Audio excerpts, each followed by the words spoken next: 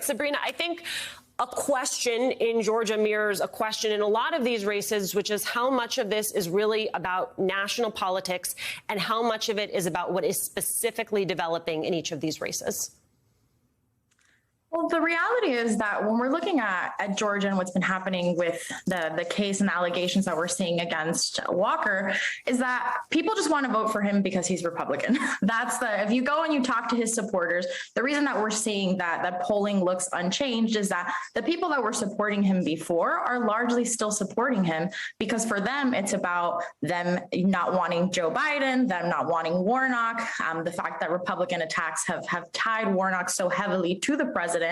And the fact that for them, they think he's going to vote Republican when he goes to the Senate. So for them, it doesn't matter these allegations. And some of them think, OK, they're either not true or if they happen, he's redeemed himself and we can look past that, which just speaks to the national climate of, it doesn't matter who the candidate is. If you're Republican and you want to vote Republican, you're going to go do it regardless of who it is that's the candidate. Tanya, what I hear about a lot of these races, though, I think you're really hearing this out of Georgia, is that so much of what we see is going to come down to turnout. Voters in Georgia, they start voting on Monday. You are doing this critical work. Tell us, what is it going to take for Democrats to get the turnout numbers that they want to see?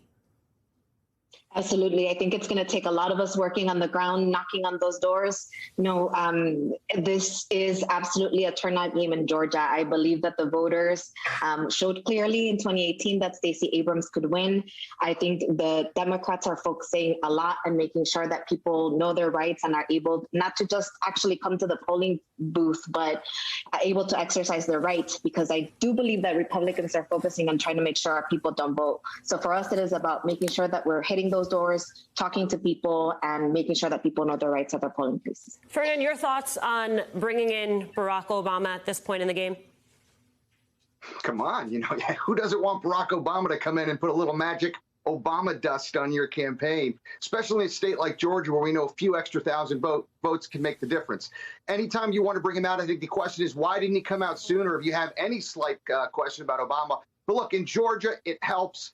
If you are looking at these two races, however, having said that, looking at it as a pollster, I feel really strong about Raphael Warnock's position. He's in very solid shape. And I think Sabrina touched on it earlier. There's been a consistency and a consistent lead. Democrats are never going to win Georgia by 10 points or 9 points, but he's had a solid 3, 4, 5-point lead in the various polls. The race you got to be concerned about, however, though, is that governor's race, right? Because in the same way that Warnock has been up the entire time, Stacey Abrams has been consistently behind, and every additional Democratic vote that turns out could offset that disadvantage she has.